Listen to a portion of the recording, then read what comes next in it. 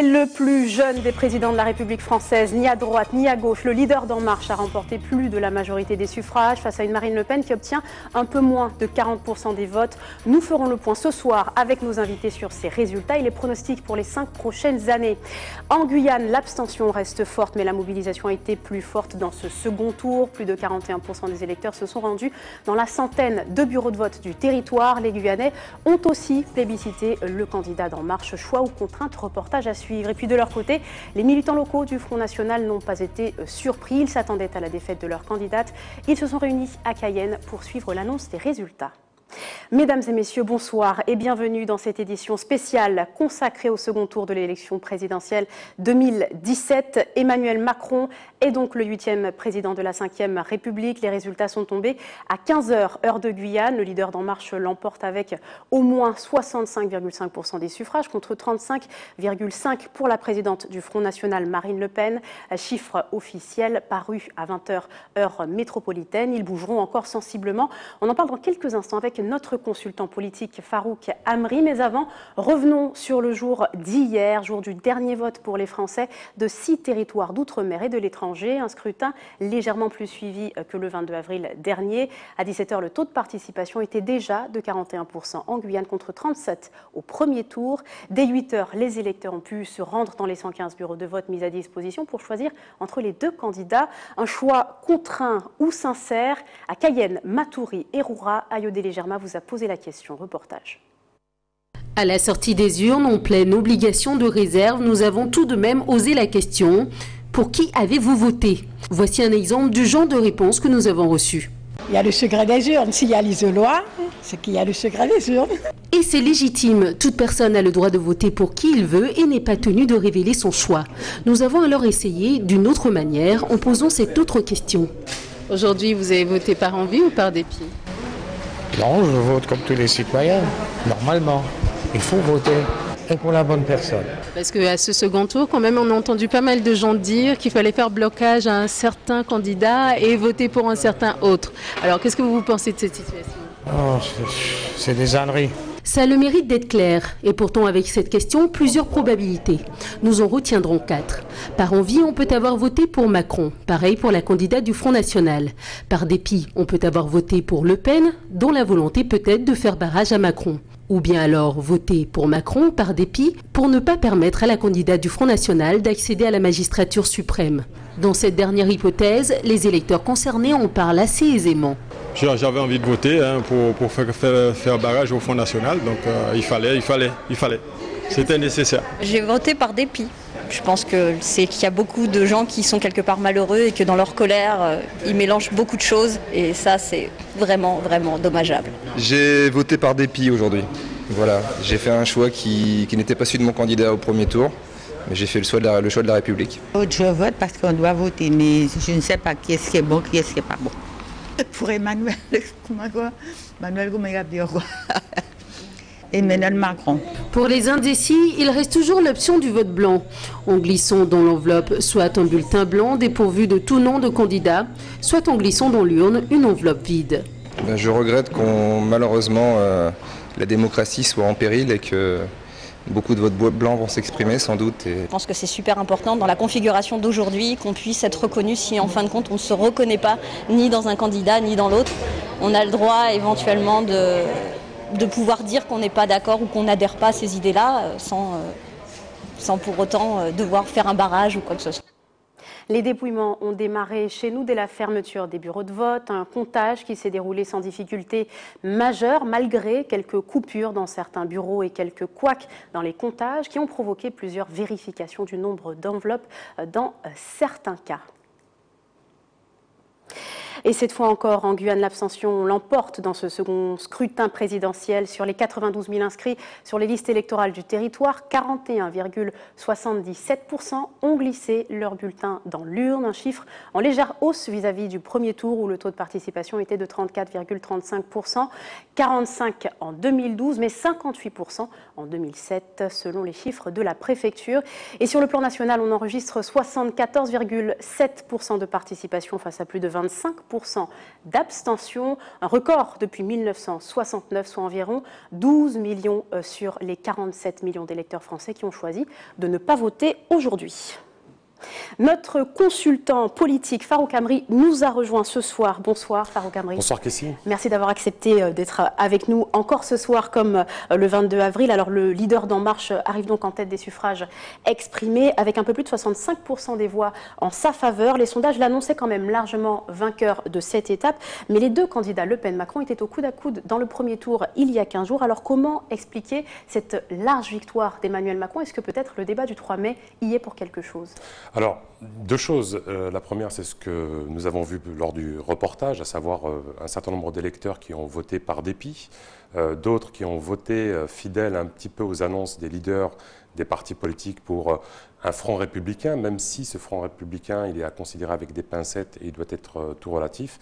Et effectivement, le débat que Marine Le Pen a abordé comme dans un meeting n'a pas revêtu son costume de présidentiable.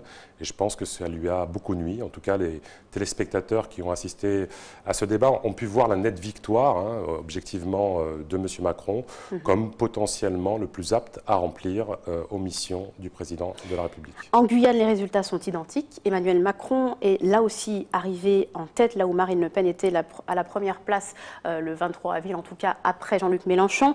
Y a-t-il eu des erreurs de campagne qui auraient provoqué un revirement de situation au niveau guyanais? Je pense qu'au niveau du Guyanais, c'est un peu ce qui s'est produit lors du premier tour dans la France hexagonale. Il y avait quatre blocs, seulement 2 qualifiés. La plupart des électeurs ont fait un choix vis-à-vis du candidat qui leur apparaissait le plus à même de remplir cette fonction et le candidat qui revêtait un petit peu l'habit du républicain. Marine Le Pen, encore une fois, le poids du Front National, et elle l'a annoncé lors de son discours ce soir, qu'il fallait faire évoluer le Front National pour attirer et pour finalement briser ce fameux plafond de verre. Et donc une attitude revient souvent parmi l'électorat au moment de la présidentielle, celle de se mobiliser davantage au second tour pour éviter la victoire de l'autre, comme cela s'est produit en 2002 avec Jean-Marie Le Pen. Alors, tel père, telle fille? Ça ne s'est pas produit comme ça. Le taux d'abstention, il a été énorme. Il faut savoir qu'en 2002, il y a eu un taux de participation beaucoup plus élevé au second tour qu'au premier, avec une vraie crainte du Front National. Aujourd'hui, l'une des leçons que l'on peut retenir de cette élection, c'est l'ancrage quasi définitif du Front National dans le paysage politique français et, aussi surprenant que cela puisse paraître, guyanais.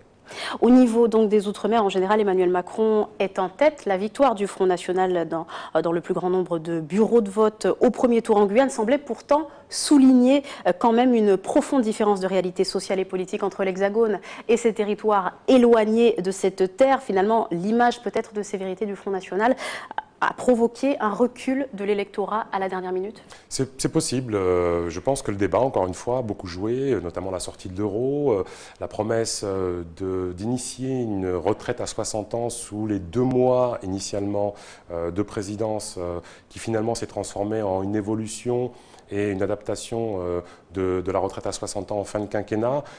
Tout cela a beaucoup perturbé les électeurs.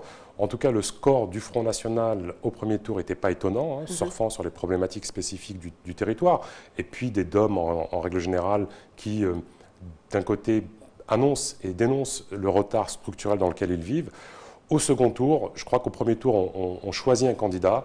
Au second tour, on élit un président ou on élimine le candidat qui nous apparaît le moins à même de remplir ses fonctions. Et ce taux d'abstention toujours aussi important, notamment en Guyane, pourquoi un tel désintérêt des Guyanais? Pas qu'en Guyane. En Guyane, il est massif, mais effectivement, c'est toute la classe politique qui doit réfléchir à comment faire en sorte de resensibiliser les électeurs autour de la démocratie, parce que ne l'oublions pas, le vote, c'est la démocratie par définition. Ça va être tout l'enjeu, à mon avis, des années futures, et pour le prochain président, enfin en l'occurrence M. Macron, pour le prochain gouvernement, et je crois pour toute la classe politique. Comment resensibiliser les électeurs à leur fonction première, la participation au jeu démocratique. On vous retrouve dans quelques instants, Farouk Amri. Merci pour ces quelques réponses. On poursuit tout de suite avec les éclats de joie et puis la déception d'autre part, alors que les soutiens d'Emmanuel Macron ont annulé en Guyane leur rassemblement pour l'annonce officielle cet après-midi. En Martinique, ses représentants n'ont pas manqué de se retrouver pour découvrir ensemble si leur candidat deviendrait président de la République.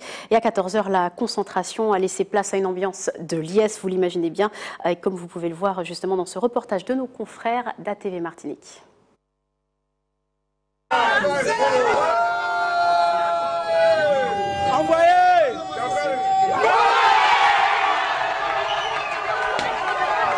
Avec plus de 65% des voix, Emmanuel Macron est élu président de la République pour le plus grand bonheur des militants. Très content de la victoire d'Emmanuel Macron, très content. Nous braillons. On a bien marché et voilà le résultat, 65. C'est bon.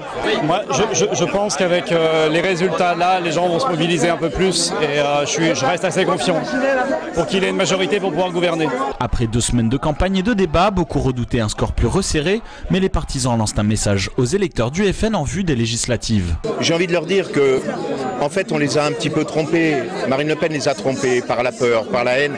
Et c'est à nous maintenant de leur montrer que nous sommes différents et que nous voulons rassembler le peuple français. Et je pense que si effectivement Emmanuel Macron arrive à rassembler le peuple, je pense qu'on aura pu Marine Le Pen au 2e tour la prochaine fois. Et c'est notre ambition, mais c'est l'ambition pour la France, parce qu'avoir des querelles, je pense qu'on a besoin de se rassembler, parce qu'on est un grand pays, on a besoin de montrer au monde autre chose qu'un visage de haine. Élu avec 77,5% des voix sur notre île, les militants souhaitent que le nouveau chef d'État applique les mesures promises pour la Martinique rapidement. La première mesure qui me semble extrêmement importante qu'il a annoncé qu'il ferait, ce sont les assises de l'outre-mer. Et nous entendons, nous, à En Marche, pouvoir accompagner les premières assises des outre-mer et notamment pour la Martinique. En attendant les législatives et les premières décisions du nouveau gouvernement, c'est le sourire aux lèvres que chacun savoure cette victoire. Et c'est aux alentours de 21h30 qu'Emmanuel Macron s'est exprimé pour la première fois depuis la cour du Louvre où il a rassemblé ses partisans. Puis le président de la République est revenu devant les Français pour présenter plus solennellement son engagement pour les 5 prochaines années devant la pyramide du Louvre. Je vous propose d'écouter un extrait de sa première déclaration. Durant les 5 années qui s'ouvrent, ma responsabilité sera d'apaiser les peurs, de nous faire renouer avec l'optimisme, de retrouver l'esprit de conquête qui dit mieux que tout le génie français. Ma responsabilité sera de rassembler toutes les femmes et tous les hommes prêts à affronter les défis gigantesques qui nous attendent et à agir. Certains de ces défis sont des chances, comme la révolution numérique, la transition écologique, le redémarrage de l'Europe. D'autres sont des menaces, comme le terrorisme. Je me battrai de toutes mes forces contre la division qui nous mine et nous abat. C'est ainsi que nous pourrons rendre au peuple français, à chacune et chacun d'entre vous, dans sa vie professionnelle, personnelle et familiale, les chances que la France lui doit. Aimons la France.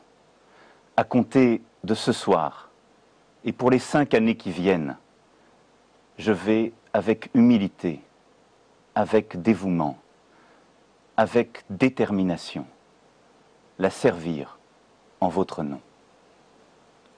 Vive la République, vive la France. Et on reçoit ce soir un représentant du comité de soutien du président de la République, Maître Hakim El Alaoui. Bonsoir. Bonsoir. Merci d'être avec nous. Ce soir, on imagine combien vous devez être heureux de voir votre candidat élu président de la République. Êtes-vous confiant désormais pour les prochaines années ou tout reste-t-il à construire ? Alors, tout d'abord, je voudrais saluer le vote ici en Guyane de nos électeurs qui ont porté la candidature d'Emmanuel Macron en tête. C'est très très important, vous avez bien compris, puisque Emmanuel Macron est arrivé en 3e position et puis le tir a été rectifié par la population guyanaise. Nous nous réjouissons véritablement de cette victoire ici en Guyane et bien entendu au niveau national. Alors, vous l'aurez bien compris, c'est une étape qui est franchie aujourd'hui, mais le plus important reste à venir. Parce que vous le savez, aujourd'hui il s'agissait de l'élection présidentielle. Il faut maintenant véritablement donner une majorité parlementaire à ce nouveau président, parce que sans majorité parlementaire, on ne peut pas gouverner, vous l'aurez bien. Alors Emmanuel Macron, quand même, sera-t-il réellement différent des autres présidents, mis à part sa posture, ni droite ni gauche? Alors déjà, en soi, c'est une différence importante. C'est quand même inédit d'être au-dessus des partis. C'est une nouvelle offre politique. Maintenant, ce qu'on attend d'Emmanuel Macron, c'est d'abord, ici en Guyane, de l'écoute, de la concertation. On veut être entendu. On veut tout simplement lui faire une liste, si vous voulez, de nos problèmes. Et ce sera dans le cadre de ces assises de l'outre-mer qu'il a annoncé. Donc ce sera, si vous voulez, le lieu pour pouvoir discuter, pour pouvoir se concerter avec le président de la République, lui dire précisément ce qui ne va pas en Guyane. Je pense qu'il est suffisamment au courant. D'ailleurs, toute la population française est au courant de ce qui s'est passé il n'y a pas si longtemps ici en Guyane. Donc il faudra d'abord ces assises pour présenter nos besoins et ensuite y apporter des solutions concrètes. Vous commenciez à en parler à l'instant, vous l'évoquiez, Emmanuel Macron était à la 3e place dans le premier tour en Guyane et maintenant donc la première place comme dans l'Hexagone. Mais comment expliquez-vous cet inversement? C'était Jean-Luc Mélenchon suivi de Marine Le Pen. Pourquoi? Qu'est-ce qui a permis à Emmanuel Macron de se hisser à la première place chez nous? Tout simplement, je pense que le débat déjà présidentiel n'a pas eu lieu ici en Guyane. Il a véritablement commencé, en tout cas pour nous ici, entre les deux tours. Donc on n'a pas pu s'expliquer sur le programme qui existait bien entendu avec des mesures importantes pour l'outre-mer que l'on a pu décliner de manière précise. Donc il n'y a pas eu de débat, si bien que finalement il y a eu ce vote qui à mon sens était contestataire, un vote de colère de la population pour le représentant frontiste. Maintenant, les choses ont été rectifiées. Emmanuel Macron saura interpréter ce vote-là et en y apportant justement les solutions adéquates. Parmi ces solutions, il l'a déjà déclaré, il a pris un certain nombre d'engagements et puis il s'est engagé à faire respecter les accords de Guyane qui ont été signés le 21 avril dernier. Dans quelle mesure pourra-t-il le faire ? À quand peut-on attendre des réponses sur ces accords de Guyane? Déjà, je voudrais dire simplement que c'est quand même rassurant de l'entendre nous dire qu'il respectera ses engagements, puisque ça n'a pas été le cas de l'autre candidate, je parle de Marine Le Pen. Il s'est engagé à respecter... de campagne peut-être. Peut-être, mais en tout cas, lui, Emmanuel Macron, s'est bien entendu engagé à respecter les accords de Guyane, et vous l'aurez bien compris, il faut aller au-delà. Les accords de Guyane, il s'agit d'un plan d'urgence. On attend d'aller plus en profondeur pour affiner véritablement les besoins de ce département qui, jusqu'à présent, malheureusement, est un département qui a été oublié. C'est un plan d'urgence quand même qui nécessite de nouvelles négociations. C'est un engagement de l'État qui demande aujourd'hui au gouvernement Emmanuel Macron, quand il sera vraiment mis en place, de travailler là-dessus et puis d'apporter des réponses assez rapidement. Mais on imagine bien que la Guyane n'est pas la priorité numéro 1 du président de la République. Alors, est-ce que les Guyanais peuvent être réellement rassurés avec son arrivée au pouvoir? Moi, je constate simplement que la Guyane a été la priorité numéro 1 du pays il y a quelques semaines. Avec la couverture nationale et internationale de ce qui s'est passé, je pense que la Guyane avait véritablement interpellé justement notre gouvernement. Moi, je suis confiant sur la suite. Je crois qu'Emmanuel Macron, on l'a vu véritablement sur son visage tout à l'heure, on a bien vu une certaine forme de gravité. Il mesure qu'il est président de la République, qu'il a la responsabilité de ce grand pays, de ces départements d'outre-mer. Et je pense qu'on aura avec ce président, en tout cas, un véritable partenaire qui sait écouter, qui est proche de ses concitoyens. Et c'est d'abord dans la discussion, dans la concertation, qu'on pourra ensuite trouver des solutions ensemble. Vous parliez à l'instant de cette nécessité d'obtenir une majorité parlementaire pour Emmanuel Macron. D'ailleurs, ça aurait été le cas également pour Marine Le Pen si elle avait été présidente de la République. Alors, Emmanuel Macron se dit plutôt confiant. Il obtiendra à ses yeux cette majorité parlementaire, mais enfin, comment ? Vous savez, il est quand même de tradition républicaine que les Français donnent une majorité parlementaire au président nouvellement élu. Dans l'histoire, en tout cas, de la Ve République, le président nouvellement élu a toujours eu une majorité parlementaire. Donc je pense que les choses vont être de même. Moi, je suis assez confiant. Vous savez, je pense que les Français ont une certaine maturité politique. Ils donnent une cohérence à ce qu'ils font. Lorsqu'ils décident ce soir de mettre Emmanuel Macron à la tête du pays, c'est derrière pour lui donner une majorité parlementaire. Parce que sinon, elle est où, la cohérence, le sens de cette élection? Il n'y en aurait pas. Merci Maître Hakim El Alaoui d'avoir répondu à nos questions ce soir. Et je vous le disais, cette fois c'est donc Emmanuel Macron qui est arrivé en tête des votes en Guyane également, avec donc 64,89% des voix dans son camp. Marine Le Pen a obtenu, elle, 35,11% des suffrages. Et il faut noter que chez nous, 3538 votes blancs ont été comptabilisés. Information à noter, même si l'on sait que ces enveloppes vides ne comptent pas dans le résultat final. Un résultat accueillis avec déception mais sans surprise par les membres du Front National cet après-midi. Ils étaient en petits groupes à suivre ensemble ces instants avant l'annonce du second tour dans un bar de Cayenne. Marine Le Pen n'a donc pas obtenu plus de 35% des suffrages, une défaite à laquelle il fallait s'attendre. On regarde ce reportage signé Natacha Maltaverne. Sur les 150 adhérents que compte le Front National chez nous, seulement 4 se sont réunis pour suivre les résultats dans un bar de la place. Des militants qui sentaient la défaite arriver. La victoire d'Emmanuel Macron n'est donc en rien une surprise. C'est Emmanuel Macron qui est élu président de la République. Non, nous n'avons pas été surpris, tout simplement parce que l'ensemble des sirènes étaient aux abois durant cet entre-deux tours. Nous avons vu l'ensemble des personnes, notamment des candidats de la droite et de la gauche, soutenir bec et ongle M. Emmanuel Macron et l'ensemble de son programme, malgré que c'est un choix par défaut qui a été fait. Nous pensons que l'ensemble des voix qui a été récoltées par Marine Le Pen a été un choix de conviction. Marine Le Pen a vu un score historique avec ses 34,5%. Cela prouvait qu'elle a su rassembler l'ensemble des électeurs entre ces deux tours. Selon ses militants, Emmanuel Macron ne sera pas le président du changement, mais celui de la continuité avec François Hollande. Emmanuel Macron qu'ils accusent de n'avoir aucun programme pour la France. On ne connaît pas son programme jusqu'à la dernière minute.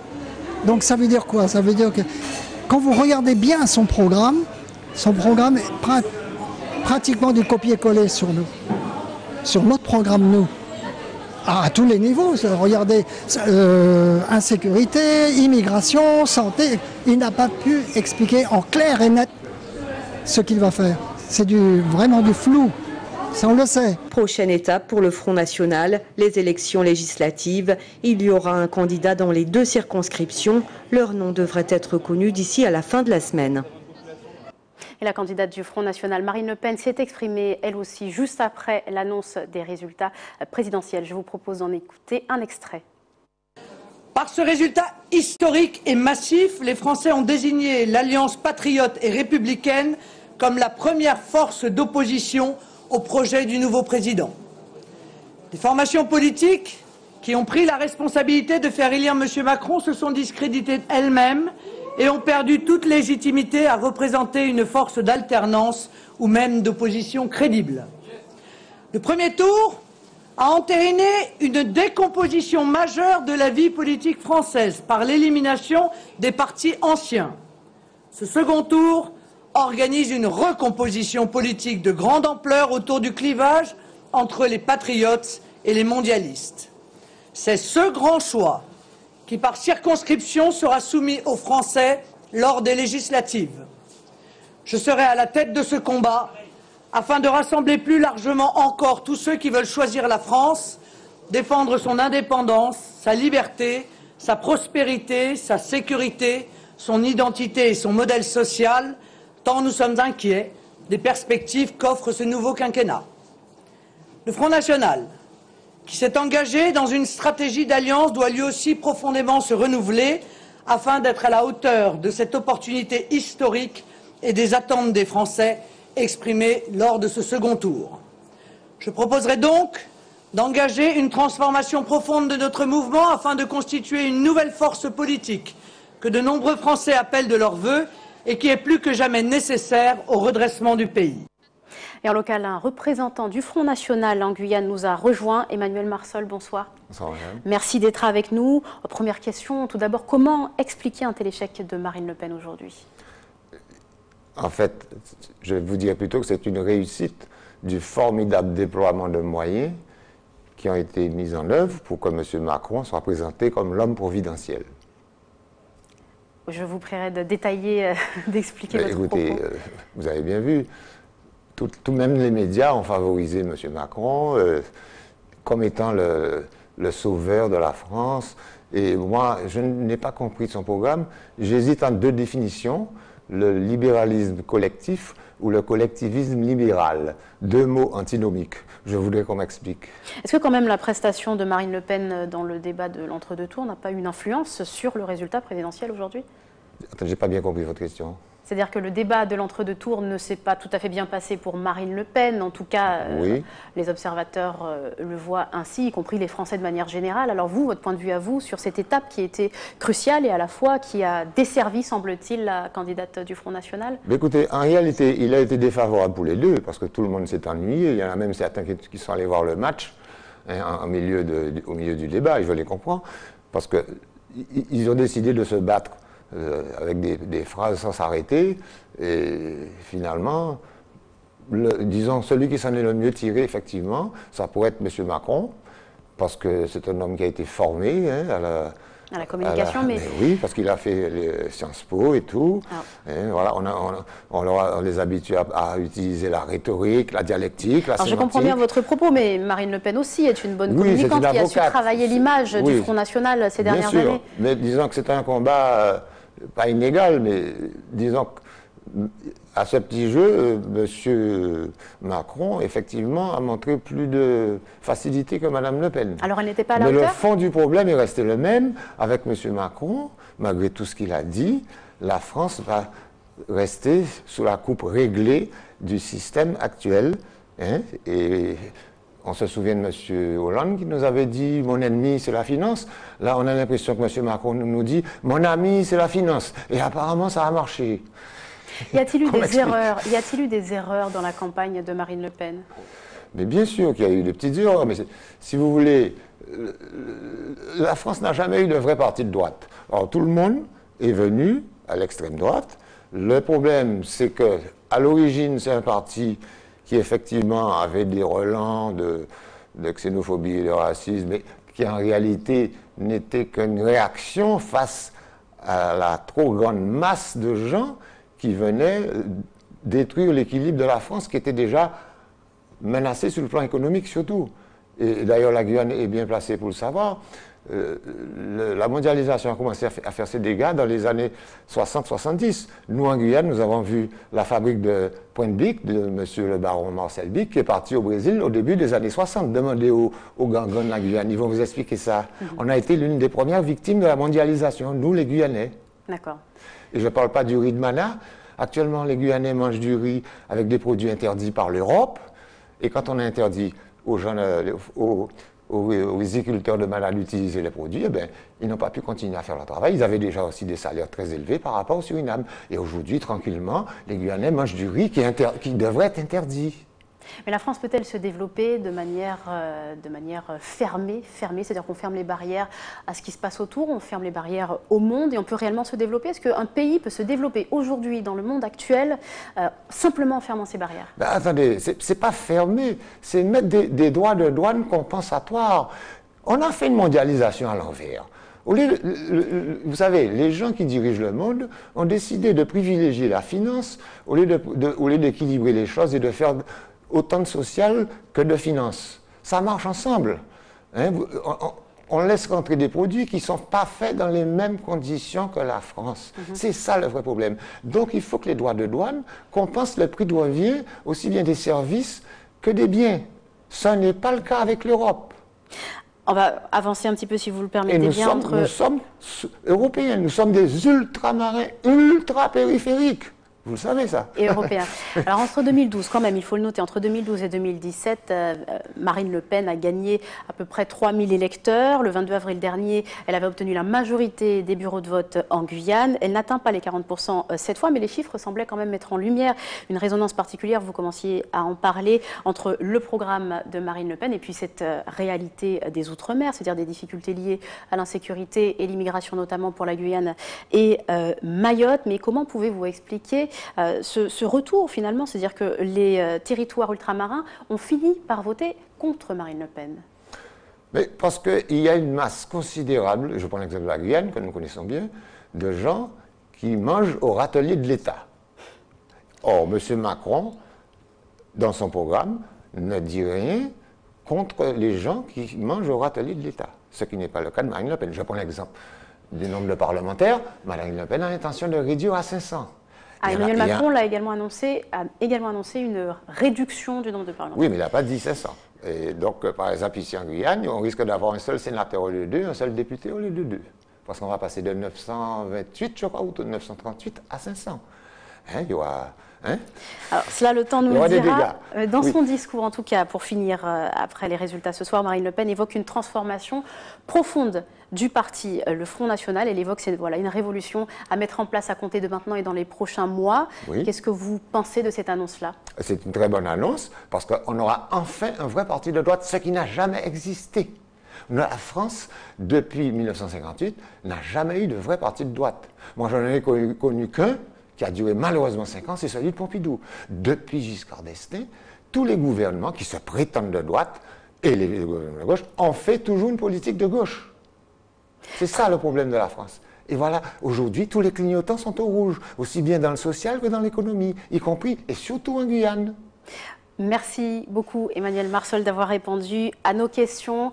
Au premier tour, les Guyanais qui ont voté auraient préféré une Marine Le Pen présidente et le candidat d'En Marche n'arrivait qu'à la 3e place. Que pense la population de l'arrivée d'Emmanuel Macron à la tête de l'État? Ayodele Germa vous a posé la question juste après l'annonce des résultats. Regardez. Je ne crois absolument plus, depuis les dernières élections, au candidat qui se présente. Donc j'ai choisi d'être abstentionniste, volontairement, cette année. C'est un candidat par dépit, je veux dire. Forcément, quand vous avez une politique populiste en face, vous n'avez pas tellement vraiment le choix, en fait. Tout le monde sait depuis au moins 3 mois que de toute façon ce sera Macron. Macron, c'est comme la créature de Frankenstein. Il a été complètement créé de toutes pièces par l'oligarchie qui, derrière, tire les ficelles. J'imagine que maintenant il va leur rendre les services qui leur sont dus pour son élection, et puis voilà quoi. Je pense que c'est toujours au détriment du petit peuple et que ça n'intéresse que les plus riches et ceux qui bénéficient de ce système inégalitaire. En fin de compte, tout ce qu'il y a autour de Mme Le Pen, on n'aime pas trop en fait, parce qu'il y a quand même pas mal de choses qu'elle veut enlever, qu'elle veut changer, et donc je pense que ça ne peut pas aller en fait. Elle n'aime pas les Noirs, je n'aime pas non plus. C'est tout, il n'y a pas de problème. Elle n'aime pas les Noirs, je suis noire, je n'aime pas. Le candidat idéal pour la Guyane, c'est celui qui s'occupe de la Guyane, qui prend en compte les besoins de la Guyane. Parce que tous les candidats en fait, ils font un tas de promesses, mais quand l'heure du bilan arrive, rien n'est fait pour la Guyane est oubliée. Donc pour nous, le candidat idéal, ce serait celui ou celle qui mettrait en avant la Guyane, ses besoins, son développement, sa jeunesse. Gamal Hossein-Bux nous a rejoint ce soir. Bonsoir. Bonsoir. Merci d'avoir accepté notre invitation. Alors vous êtes le secrétaire territorial des Républicains en Guyane. Nous avons entendu quasiment tous les partis politiques donner des consignes avant le second tour. Ça n'était pas le cas des Républicains. Eux ont fait plutôt silence radio. Pour quelle raison? Alors le candidat que nous avions présenté à la présidentielle, à savoir François Fillon, lui avait exprimé effectivement quel serait son choix lors de cette élection. Il n'était pas nécessaire pour l'ensemble de la fédération de s'exprimer à ce sujet. C'est pour ça que nous n'avons pas pris position. Je pense qu'à travers son choix, eh bien, les Français savaient de quoi il était question. Fallait-il quand même faire barrage à Emmanuel Macron pour les Républicains? Non, du tout. Il n'a pas été question de ça. Il était question de sauver la République. Aujourd'hui, le vote que nous avons observé, c'est un vote non d'adhésion, mais bien un vote où il s'agissait de sauver la République. Ces 4 blocs dont on parle, celui de Emmanuel Macron, celui des Républicains, celui du Front National et celui de Mélenchon, restent toujours d'actualité, et ça se vérifiera dernièrement dans les prochaines élections législatives. François Fillon a salué, on le sait, la victoire d'Emmanuel Macron, en tout cas lui adresser officiellement un message. Sur le plan national, beaucoup imaginent déjà une cohabitation avec un gouvernement à droite au pouvoir. Comment les Républicains de Guyane se positionnent-ils dans cette course? Eh bien, comme je vous le rappelais tout à l'heure, effectivement, Emmanuel Macron, aujourd'hui, a gagné la bataille de l'ambiguïté. Aujourd'hui, les législatives seront pour nous à la bataille de la clarté, où nous allons redéfinir nos positions. Il faut savoir que ce n'est pas le projet républicain qui a été sanctionné par les électeurs, c'est bien le candidat pour un certain nombre d'affaires qui jusqu'à aujourd'hui on n'a pas de suite sur ces affaires-là. On ne sait pas, le candidat est toujours présumément innocent.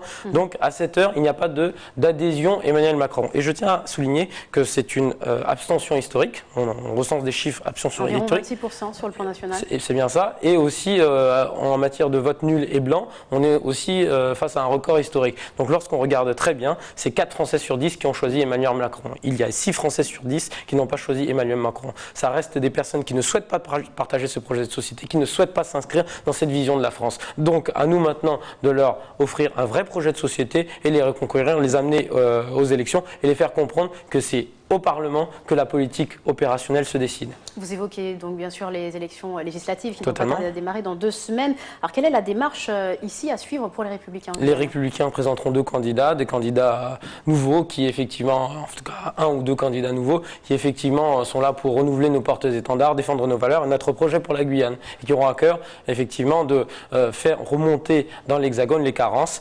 structurelles que nous pouvons observer en Guyane et défendre les intérêts de la Guyane au mieux. Vous êtes vous-même candidat? Non, du tout. Je ne serai pas candidat.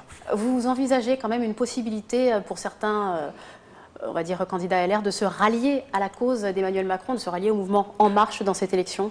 Écoutez, nous les Républicains, on fait partie une de nos convictions, une de nos valeurs, c'est qu'effectivement, il y a un moment donné, on doit prendre des prises de position qui sont courageuses. Et on ne peut pas être un peu de tout et beaucoup de rien. Souvent en politique, ça cause beaucoup plus de tort d'être un peu de tout et beaucoup de rien parce qu'on n'arrive pas à trancher sur certaines positions. Les Républicains sont un parti avec des convictions, des valeurs, un projet de société et ils n'ont pas l'intention de le vendre au rabais à qui que ce soit pour pouvoir gagner une élection. Ce n'est pas, la politique, ce n'est pas uniquement des opportunités, c'est à un moment donné s'affirmer sur des décisions, sur des solutions et sur des projets de société.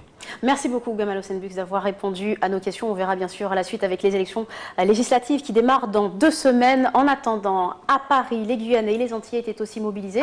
On rappelle que le Conseil représentatif des associations noires de France avait appelé à manifester contre le racisme le soir du premier tour présidentiel, un rassemblement orienté contre le Front National peu après l'annonce dans le second tour. Aujourd'hui, les ultramarins étaient également très mobilisés, notamment au Louvre, comme vous pouvez le voir sur ces images. Écoutez plutôt les réactions recueillies sur place. En tant que Français d'outre-mer, les territoires maritimes maintenant ne doivent pas être oubliés, ne doivent pas rester sur le côté. Il faut maintenant faire un vrai travail avec les Antilles, la Martinique, je pense à la Guadeloupe, mais bien sûr à la Guyane, et vraiment avoir une opportunité pour tous ces gens qui sont pas délaissés, mais bon, mis des fois un peu de retrait. Donc maintenant, il faut un vrai projet pour eux aussi. Très heureuse, très contente que ce soit Macron. Parce que c'est le président idéal pour les Français. Je suis content que l'extrême gauche ait été battue, mais avant ça, l'extrême droite et l'extrême gauche. Et avant ça, je suis content surtout que la raison ait gagné en France. Un sentiment de soulagement.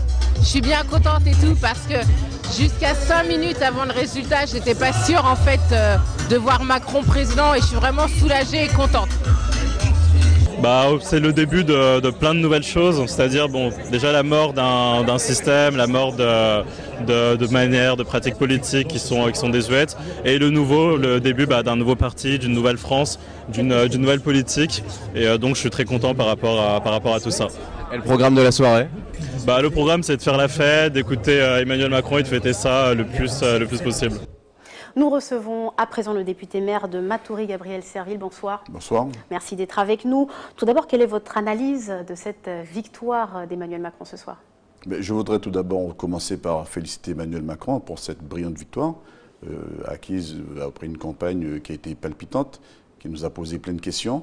Prendre le temps également pour remercier les électeurs de Guyane qui se sont davantage mobilisés pour le second tour par rapport au premier tour, et notamment ceux de Matoury qui ont fait un gros effort citoyen, qui par leurs gestes ont dit non à l'extrême droite, non au discours de la haine, non au discours de rejet de l'autre, tout en prenant le soin bien évidemment d'adresser une pensée particulière aux habitants, aux électeurs qui ont fait confiance à Marine Le Pen pour leur dire que nous comprenons le niveau d'exaspération, la frustration, les regrets qu'ils ont manifestés à travers ce vote du Front National, et que le message surtout a été entendu par la classe politique guyanaise, et que nous allons nous organiser bien évidemment pour répondre au mieux que nous pouvons le faire à leurs aspirations.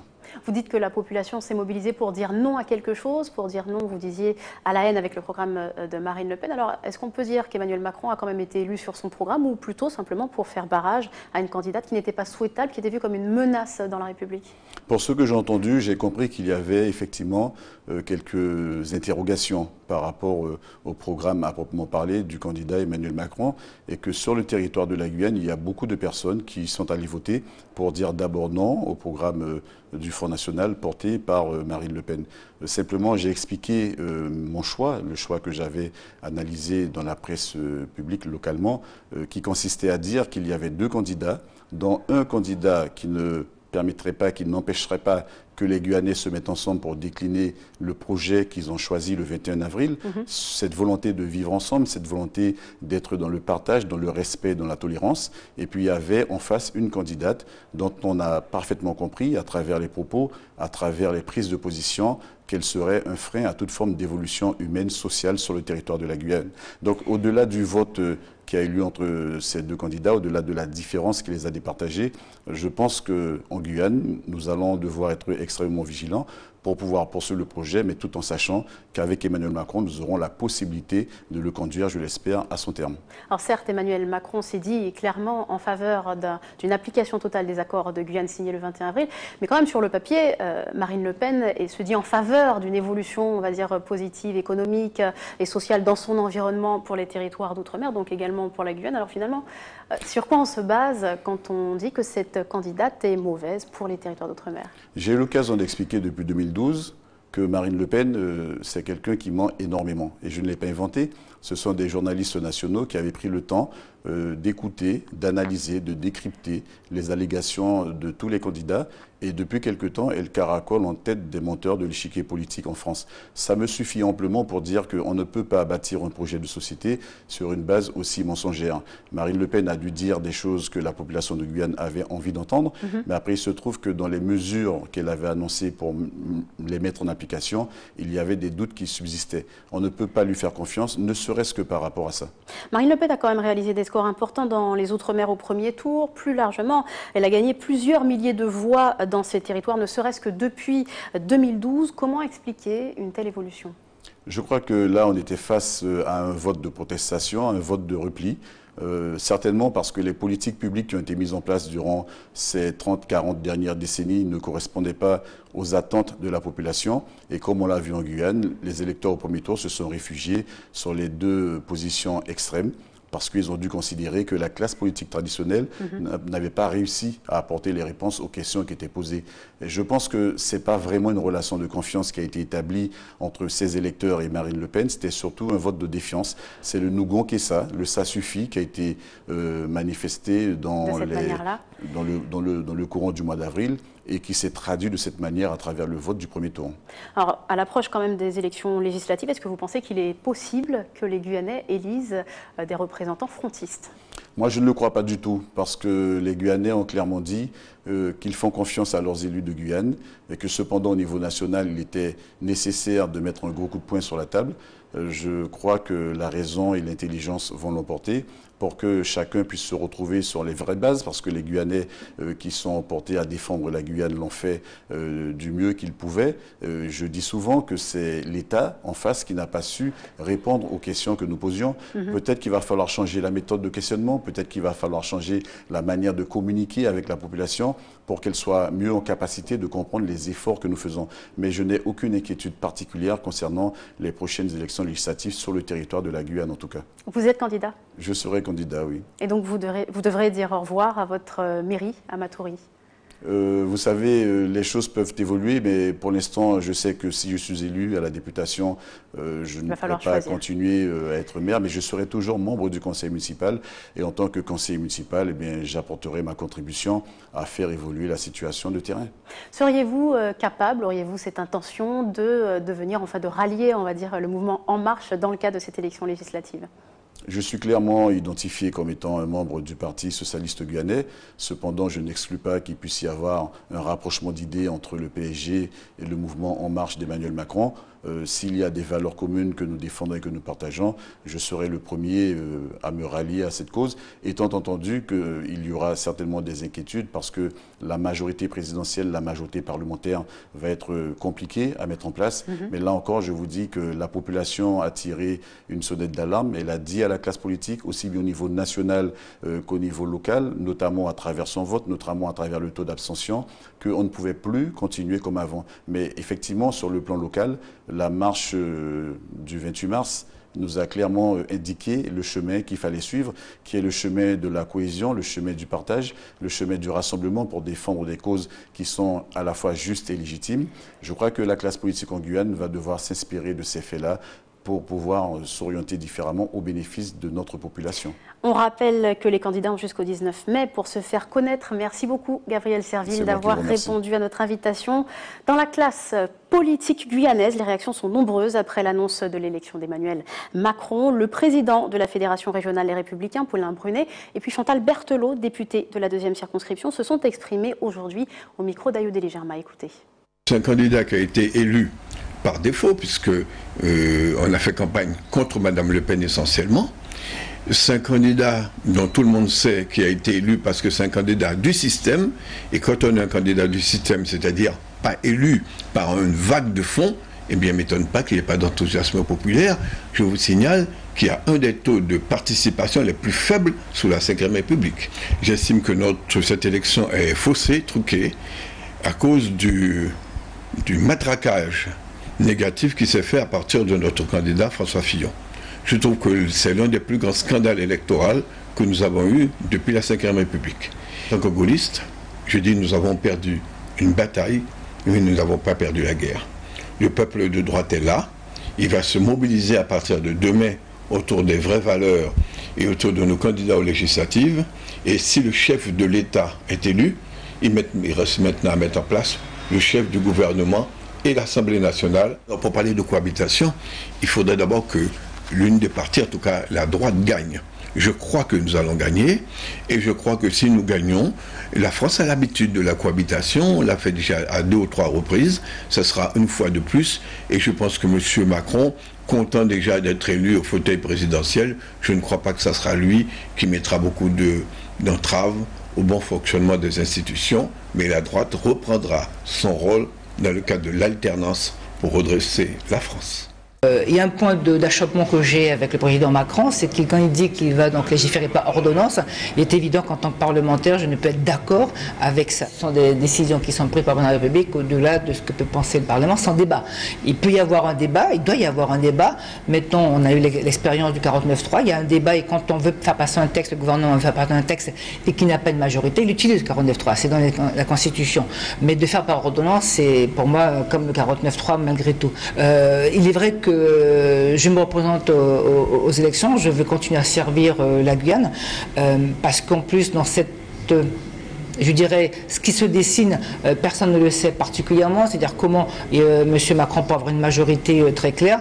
Moi, mon positionnement est en tous les cas très clair vis-à-vis des Guyanais, c'est de dire qu'il faut que je puisse continuer à servir la Guyane, servir dans l'intérêt général et porter les attentes des Guyanais. Tout le monde sait aujourd'hui, au niveau de ce gouvernement et surtout du président Macron, que les Guyanais sont prêts et déterminés à cette mobilisation pour avoir gain de cause. Donc c'est une chose positive pour nous complètement. Maintenant, il est vrai que la Guyane est un territoire parmi d'autres de l'Hexagone. Les députés de Guyane qui sont 2 sont parmi les 577. Le gouvernement qui sera là aura d'autres priorités que la Guyane en particulier. Donc il faudra effectivement faire référence à cet accord qui est de dire que le gouvernement sans délai devra étudier le plan d'investissement et de fonctionnement de 2 milliards que nous souhaitons pour la Guyane. Ça veut dire qu'il faudra se battre en termes législatifs, mais se battre sur le budget ou rectificatif ou le budget 2018 pour que effectivement la voix de la Guyane soit entendue, que nous ayons ça. Farouk Amri, vous nous rejoignez à nouveau pour boucler cette édition et faire un dernier point sur cette élection donc présidentielle 2017. Il faut noter ce chiffre record. Le scrutin est marqué par le plus fort taux d'abstention depuis 1969. À peu près 26% de l'électorat ne s'est pas déplacé dans les bureaux de vote. C'est à peu près 12 millions de personnes Au total, qu'est-ce qui n'a pas fonctionné? Est-ce que le casting ne convenait pas simplement à la population? Non, je crois que ce n'est pas une histoire de casting, parce qu'au premier tour, rappelons-le, il y avait quand même une offre politique large et variée, 11 candidats. Je crois qu'il y a une fracture aujourd'hui très claire entre une partie de la population conséquente et sa classe politique. Et je crois que l'un des enjeux justement de la suite des législatives et des premiers mois de présidence de M. Macron, ça va être cet enjeu de comment, à nouveau, resensibiliser les électeurs autour des scrutins nationaux ou locaux. Peut-être a-t-il une chance avec les jeunes. Emmanuel Macron est le plus jeune président de l'histoire de France, juste après Napoléon Bonaparte, qui lui avait 40 ans quand il a été élu au départ, même s'il y a eu, on le sait, le coup d'État. Il a lui 39 ans, Emmanuel Macron. Alors est-ce qu'on peut considérer qu'il a ses chances vis-à-vis d'un électorat plus jeune aujourd'hui ? Il est sûr qu'on assiste à une élection historique. Quelqu'un qu'on ne connaissait pas il y a 3 ans, qui a fondé un mouvement il y a 1 an, devient président de la République. Qui plus est jeune, et qui plus est surfant sur des projets comme l'Europe, l'accueil des migrants, des sujets sur lesquels on pensait la population française un petit peu frileuse. Il a fait preuve d'audace. Et aujourd'hui, il en est récompensé. Donc ça peut avoir effectivement une valeur d'exemple pour la jeunesse en disant, voilà, ayez de l'audace. En tout cas, moi, c'est le message que je souhaiterais donner à notre jeunesse qui est nombreuse ici en Guyane. Ayez de l'audace et puis vous verrez peut-être que potentiellement tout peut arriver. Avec tous ces critères nouveaux que vous évoquiez, on a comme l'impression que c'est comme une nouvelle ère qui s'ouvre aujourd'hui. Peut-être une autre façon de faire de la politique, des candidats qui seront novices aux futurs élections législatives, donc peut-être une autre façon aussi, une remise en cause des partis traditionnels quant à leur façon d'appréhender les demandes, les doléances de leurs concitoyens. Donc oui, ça peut être aussi un changement radical de la façon dont on faisait la politique et surtout de la façon dont on la perçoit. Alors justement, selon vous, comment ça va se passer cette élection législative? Emmanuel Macron peut-il réellement rallier un maximum de personnes derrière sa cause? Aujourd'hui, on part dans l'inconnu.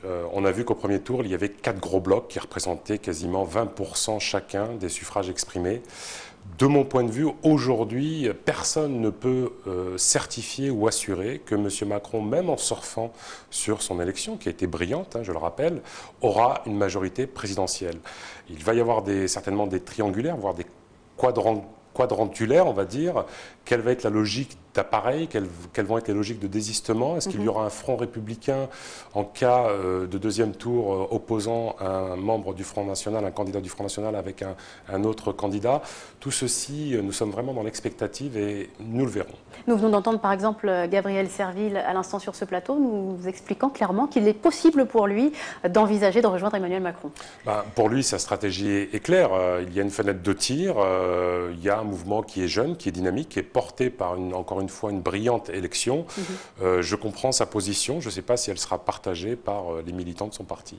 Rappelons quand même le contexte social et politique mondial qui est très tendu en ce moment. L'arrivée de Donald Trump aux États-Unis, le Brexit en Angleterre, la montée du Front National était perçue comme une suite logique malgré cette image de menace qui reste encore dans la conscience en France. Alors, comment voyez-vous ce changement avec l'arrivée d'Emmanuel Macron qui finalement a fait reculer ceux qui pensaient que Marine Le Pen pourrait être élue? On va dire que pour l'aspect républicain, c'est peut-être l'une des chances qui est donnée à un parti traditionnel, même s'il est nouveau, en tout cas qui arbore les valeurs républicaines. Certains parlent de continuité. Oui, de réussir son mandat. Si dans 5 ans, nous apercevons au niveau des sondages qu'il y a toujours cette France fracturée, effectivement, le candidat ou la candidate du Front National, dans ce populisme aujourd'hui qui semble s'étendre, se replie sur soi aussi, la réinstauration des frontières, voire une monnaie nationale. Effectivement, je ne dirais pas le danger, parce qu'il faut respecter tous les électeurs, mais effectivement, cette vague de populisme risque aussi d'emporter notre France. Merci beaucoup Farouk Amri pour toutes ces explications, et puis merci à vous de nous avoir suivis ce soir encore pour cette édition consacrée à l'élection présidentielle 2017. Je vous souhaite une excellente soirée. On se retrouve demain soir.